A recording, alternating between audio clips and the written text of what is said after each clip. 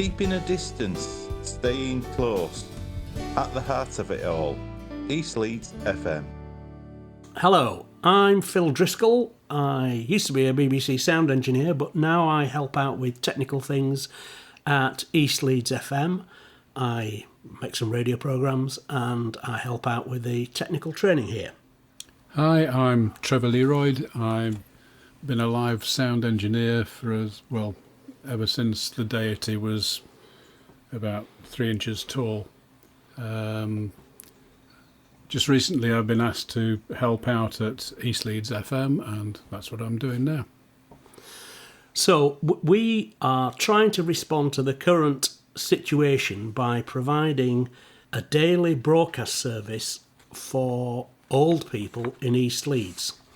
In the main, they're not connected to the internet.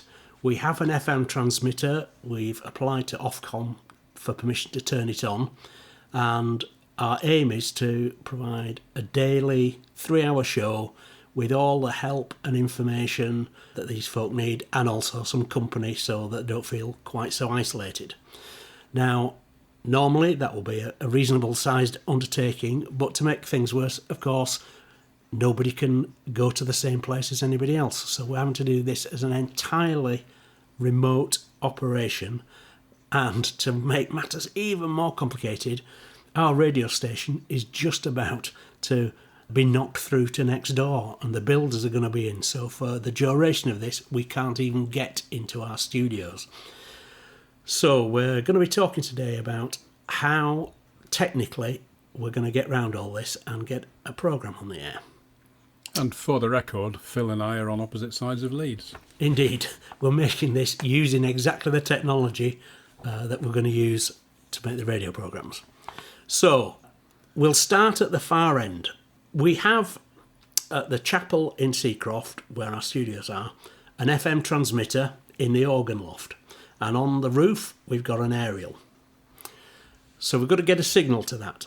Now, we normally broadcast on the internet, and we have an IceCast server at the chapel, and we can connect to that remotely. We use that normally for outside broadcasts and things.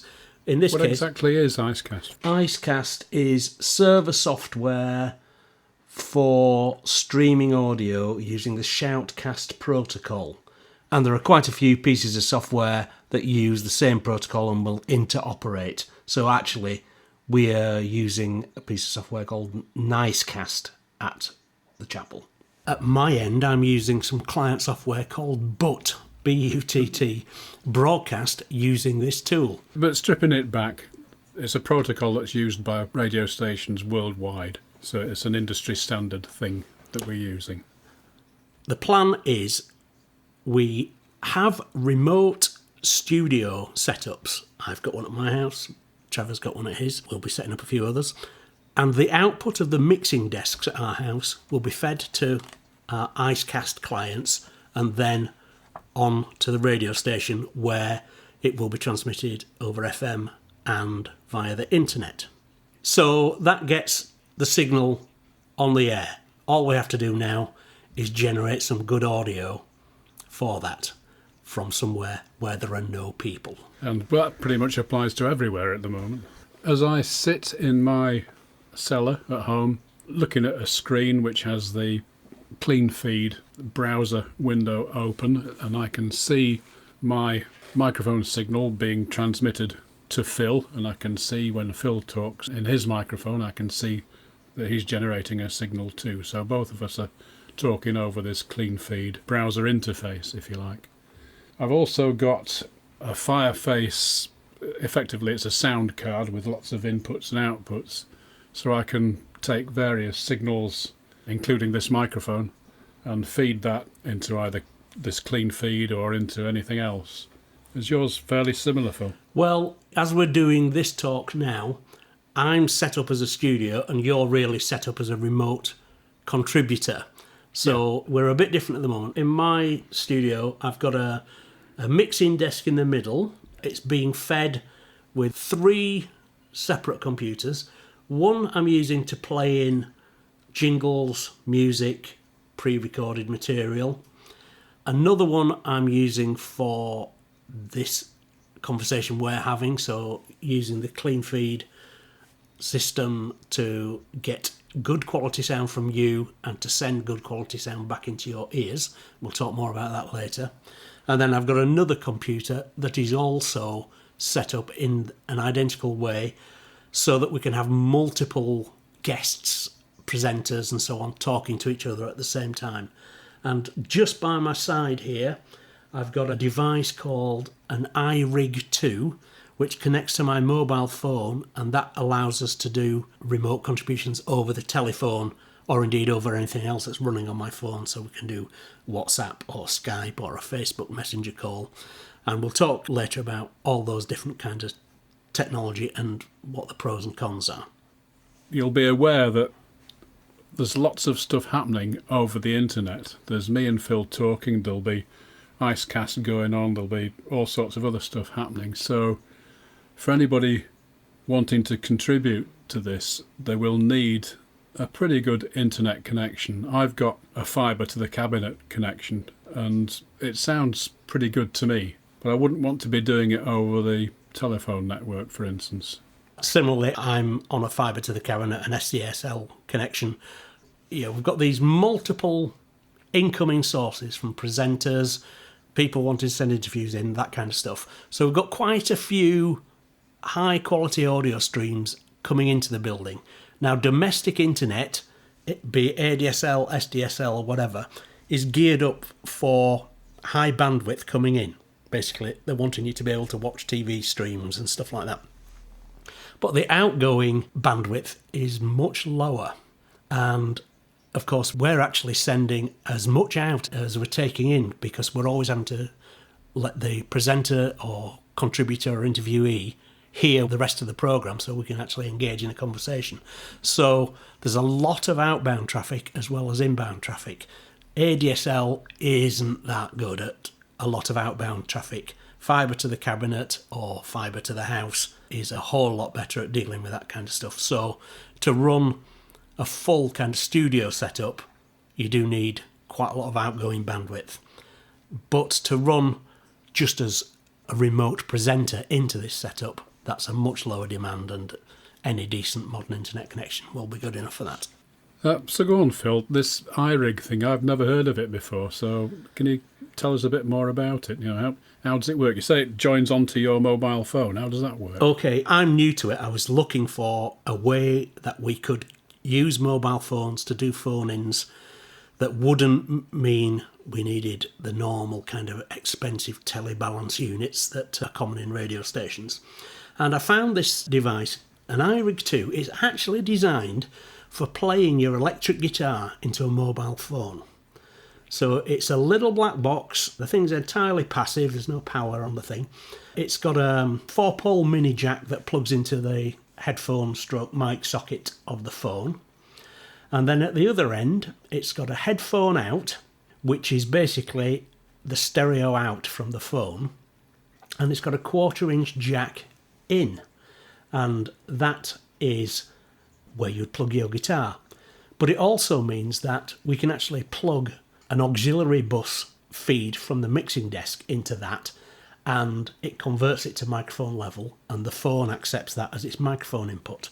So if you want to do a remote phone call, for example, the audio from the remote end of the phone call comes in via that headphone interface, so that appears on stereo channels. On your mixer? On my mixer, and then the feed from our presenter goes into where you'd normally plug a guitar, and so the remote end can hear the mix of the programme, then hear the presenter, anybody else that's talking on a different line, any music that's going on. If the presenter says, right, after this next record, I'm going to start talking to you, the remote person hears the record end and all that kind of stuff. That sounds pretty good.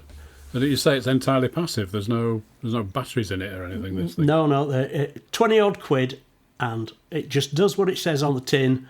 There's very little there to go wrong, and it sounds as good as your phone sounds. Very good. That's the iRig 2, which is one way of getting remote presenters into the building. Then the next thing, and the most high-quality thing we've got, is the cleanfeed.net browser tool that Trevor mentioned earlier. Trevor, do you want to tell us a bit more about that?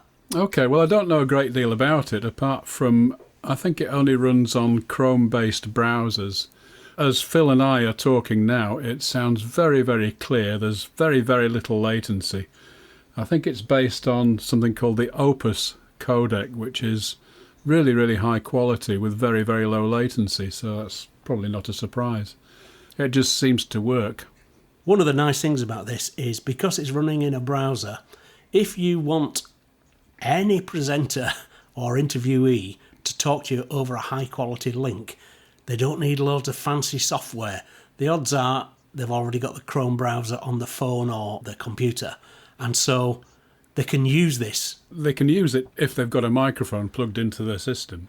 As we're speaking now, Trevor's speaking to a very nice condenser microphone, as am I, but the kind of earbud and microphone setups that you get when you buy your mobile phone are not too bad.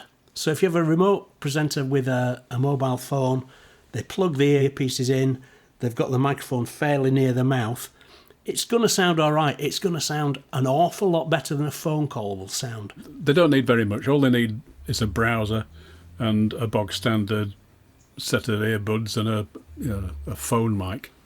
And for the programmes we're going to be doing, obviously we're going to have some regular presenters who are going to be doing this kind of thing every day. So we're kitting them out with better quality stuff. So that might be a USB podcasting type condenser microphone that they can plug into their laptop. They can use any old earbuds or a headphone set for listening back to us, and we'll get an almost studio quality feed into our mixing desk. We'll certainly get a usable feed. Indeed. Because we're on FM, the FM transmission is limited to 15 kilohertz. Well, it's higher than I can hear anyway. Yeah. I spend my life doing live sound. I can hardly hear anything over about 12k now. Our target audience is even older than Trevor. Which takes some doing. Now, there's one fairly complicated thing you have to be careful about when we're dealing with these remote sources, clean feed or telephone or Skype or whatever it is. And that is organising carefully what the remote person can hear in their ears. Because although this system has very, very low latency, that's not the whole story, is it, Phil? Even though this Opus thing is fast, it's still perhaps taking maybe an eighth of a second or something like that between Trevor talking and it actually appearing on my mixing desk. And similarly, the output from my mixing desk is taking about that to get back to his ears. So if in what I'm sending back to Trevor, he could also hear his own microphone as I hear it, he's actually going to get an echo later in his ears. Now, we've all seen this kind of nonsense happening on satellite links on TV news, and all of a sudden the whole interview just collapses because you basically can't speak when your own voice is coming back at high level in your ears. And just to prove that, at the moment I'm sending Trevor everything except himself, and I'm just going to now send himself, and he's going to try to talk to us. The clean feed net service is these other consumers. Good grief. Yeah, so basically, it's hard. It's very, very difficult. So we've got to stop that happening. And so the way my mixing desk is set up is that for the laptop that Trevor is speaking on, I've got some post-fader auxiliary sends, sending what in the BBC is known as a clean feed, what in some other circles might be known as mix minus, and it's basically everything on the desk apart from that contributor. On my desk now, Trevor's coming in on laptop 2, so laptop 2 is faded out on this auxiliary bus, but laptop 1, phone 1, computer 1, jingle machine, my microphone, they're all faded up. So Trevor can hear everything that's going on, but I'm not sending him back to himself. And I've got a similar setup for every other remote source. So the computer that's currently on my right is also set up for this remote stuff, and so that's got a different aux bus with everything faded up except for that computer. So if we weren't sending these clean feeds back, the presenters, the interviewees, they won't be able to talk. As soon as they start speaking, they hear themselves coming back in their ears and they'll start stumbling. So it's got to be avoided at all costs. Our preferred method of remote input is this cleanfeed.net system. The quality is great. It's designed exactly for this job by broadcasters. But there are lots of other communications channels that we may have to use when our remote source is unable to access cleanfeed.net. The beauty of the cleanfeed.net service is that it's free. There is a free version, so it's not something that these remote presenters are going to have to buy into. They just use the free version and it's perfect. And the cleanfeed service is designed specifically for broadcasting, so we talked about clean feed back to presenters. That's where it gets its name from. There are obviously other consumer grade communications channels like WhatsApp, like Facebook Messenger, like Skype and so on. Now these, we can use them, but they're very, very much poorer quality. There's a massive amount of compression and filters and all sorts, so that the audio quality is far less than we would like to be broadcasting. So really, if we can get everybody to use clean feed, that would be very, very good indeed. So we've talked about most of the things, I think, but we also need to be able to tell our remote presenters when they should be talking. How do we cue them in, Phil? In a full-blown radio studio, it's easy. You just turn the green light on and they start talking. That's what presenters do. But here, because they're remote, and we don't have anything as fancy as that, we've just got to talk to them. So that clean feed mix minus arrangement of aux buses, we augment that with talkback. So on my mixing desk, I have a microphone and a talk button. And when I press talk, it's configured to send what I'm saying to all those auxiliary buses that are going out to the remotes. So it's very easy for me to essentially whisper in somebody's ear, "You're on in 5 seconds when this music ends," or whatever, and then they can go when the music finishes. And because it's just going down this Q feed, and because we're using a very nice broadcast system on cleanfeed.net, there's no danger of my whispers getting back through their system and appearing on air. Now, with a telephone system and with some of these other domestic level communications channels, there's a good chance that my talkback, as well as going in their ear, will come back up their channel. And so when I say, "You're on as soon as this idiot stops talking," unfortunately, this idiot's going to hear me saying that. Yes. So we've got to be very careful about our talkback, except when we're using these nice broadcast feeds.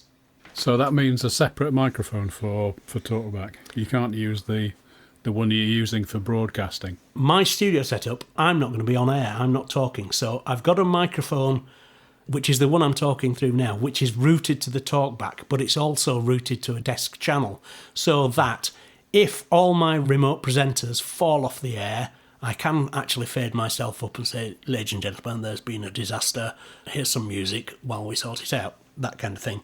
It doesn't have to be a separate microphone as long as your mixing desk has got enough routing facilities to make the same device go to talkback and to the desk. If it's faded out on the desk, I can use talkback and no one's going to hear it. Were I to fade it up on the desk, they'll hear me. Yeah. So that's our outside sources, communications both ways, high quality audio in, a good quality feedback to everybody's ears so they can hear what's going on.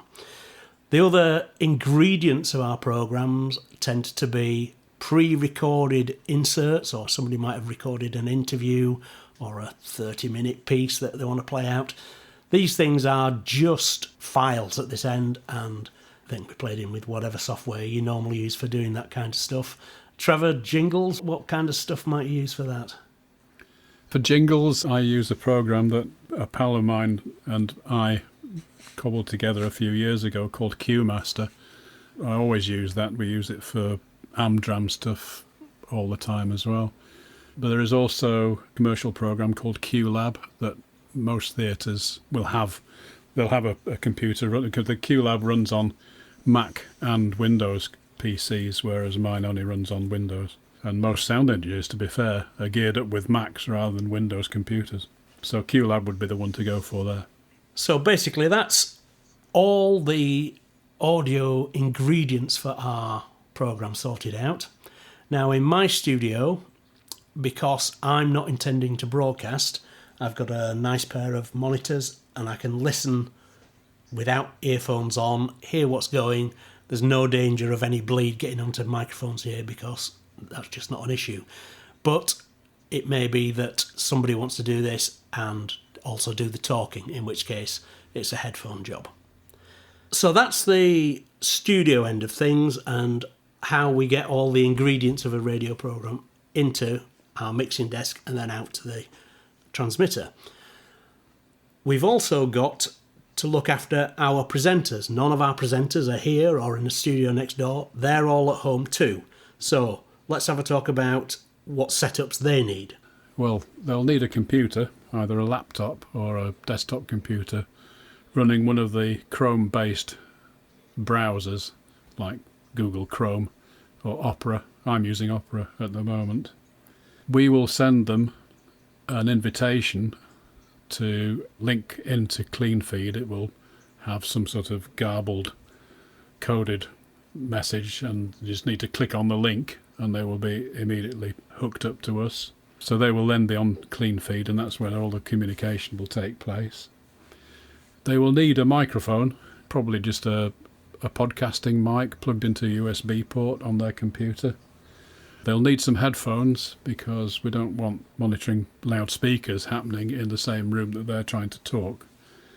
We will see the volume level at which you're contributing to the program, and we'll be able to adjust that or ask you just to sit a bit close to the microphone as we go on. And so in your headphones you will be hearing the broadcast and any talk back that we want to send to you, and any instructions that we'll be giving you. The other technical thing, well, it's not really that technical, but you do need to be in a quiet room. You can probably hear both Trevor and I are both sat in rooms with a load of gear running because I'm not meant to be broadcasting from this room. There's a fan on every laptop, there's a fan on the 2 desktop computers that are contributing, and then there's a load of internet stuff with fans on it. Just go somewhere quiet to broadcast. We don't want to hear your fridge. And not only that, if I move the mouse, you can hear it. All sorts of extraneous noise will be happening in this room, which will not be broadcast.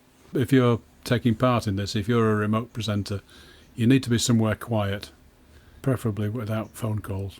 And of course, while a program is going on, there'll be other communication channels that you're using as well. Obviously, there'll be lots of kind of internet chat group or similar communications, so that whoever else is sort of helping make the program can send you messages and say, right, we've got somebody lined up for a phone call in 3 minutes. Can you please introduce Mrs. Winnie Wiggins from Seacroft, and all that kind of stuff. That will happen largely on communications channels that are not really to do with the radio. They're just ordinary chat, text, whatever you want to use for that kind of thing.